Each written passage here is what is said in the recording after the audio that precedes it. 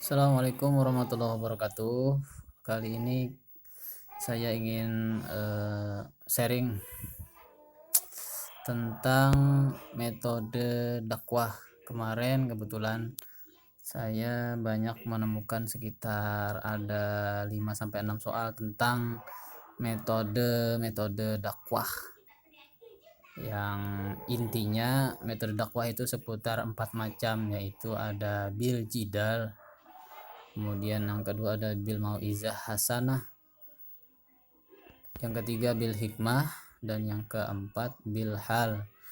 Sebelum saya menunjukkan contoh soal, tentunya berkaitan dengan FR yang saya alami sendiri, saya akan menjelaskan masing-masing dari metode dakwah ini. Yang pertama bil jidal, atau juga bisa disebut dengan mujadalah, atau kemarin waktu di soal chat saya dinamakan wajadilhum billati hiya ahsan. Sebenarnya itu sama saja, intinya bil jidal atau mujadalah atau wajadilhum billati hiya ahsan itu adalah metode dakwah dengan cara berdiskusi, berdialog antara dua orang atau lebih, berdiskusi.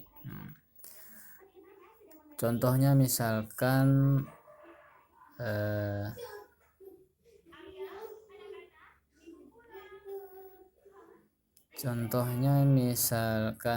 ada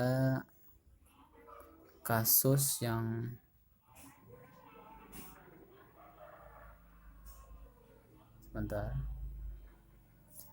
kemarin ada studi kasus yang dialami oleh Sunan Kalijaga kalau tidak salah itu kemarin.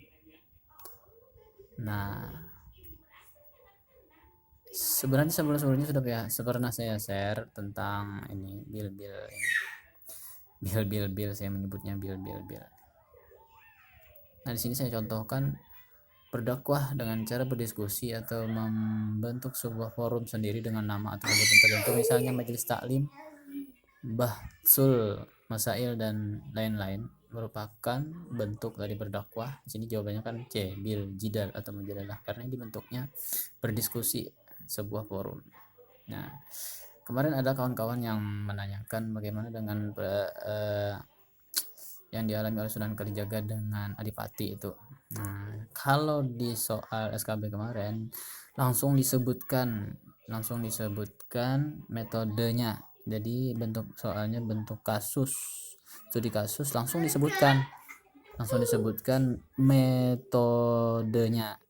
Jadi sebenarnya untuk kasus ini bukan ditanyakan apa metodenya, tetapi lebih kepada penerapannya dalam kehidupan kita sehari-hari. Kemarin yang saya temukan itu misalnya seperti ini. Sunan Kalijaga berdebat dengan Adipati. Bagaimana pengaplikasikannya dalam kehidupan sehari-hari yang kita temukan di zaman sekarang ini. Di situ contohnya kemarin yang saya ingat, contohnya misalnya membentuk forum debat antara umat Islam dengan umat non Islam misalnya, atau non Muslim. Kemudian yang B misalnya contohnya membentuk perkumpulan diskusi antara semua umat. Nah, jadi yang ditanyakan itu sebenarnya pengaplikasiannya dalam kehidupan sehari-hari, bisa dipahami teman-teman. Nah, di sini kemudian yang kedua kita bahas adalah bil mauizah hasanah. Apa bil mauizah hasanah? Bil mauizah hasanah adalah berdakwah dengan cara nasihat. Nah, kemarin juga ada langsung disebutkan Sunan Kalijaga menggunakan dakwah bil mauizah hasanah dalam kegiatannya bla bla bla bla. Kemudian yang ditanyakan bagaimana penerapannya dalam kehidupan sehari-hari. Jadi intinya teman-teman, kita harus memahami situasi di dalam studi kasus itu.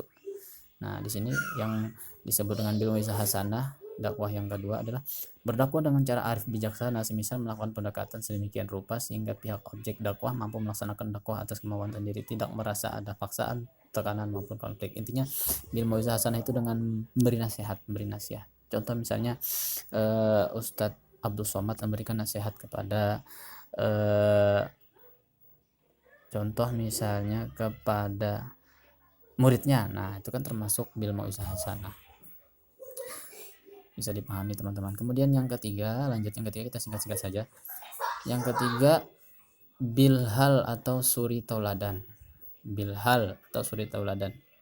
Diingat-ingat saja. Bagaimana metode bilhal? Di sini saya contohkan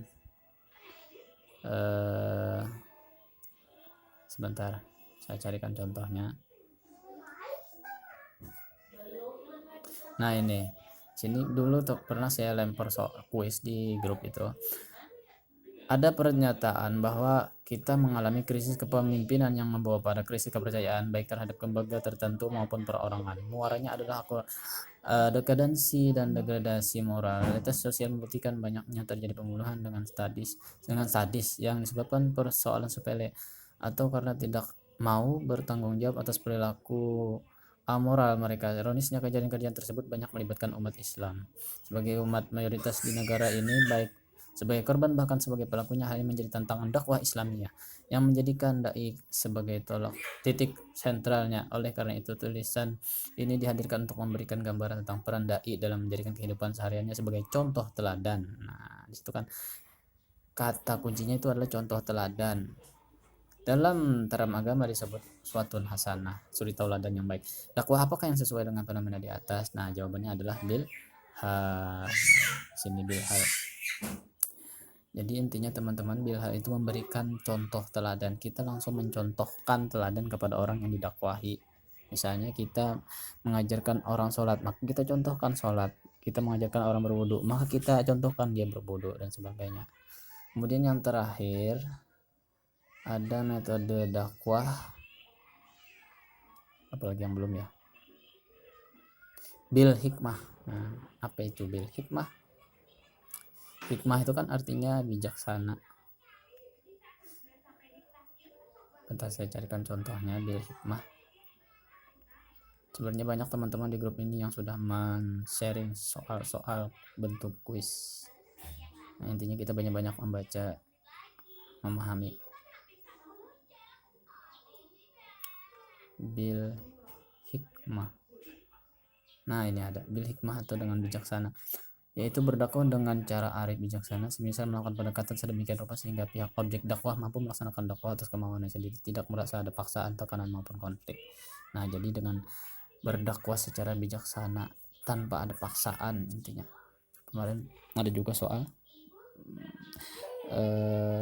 berikut ini, manakah yang termasuk penerapan dakwah dengan metode bil hikmah? Maka cari jawaban yang berhubungan dengan berdakwah dengan cara bijaksana tanpa paksaan.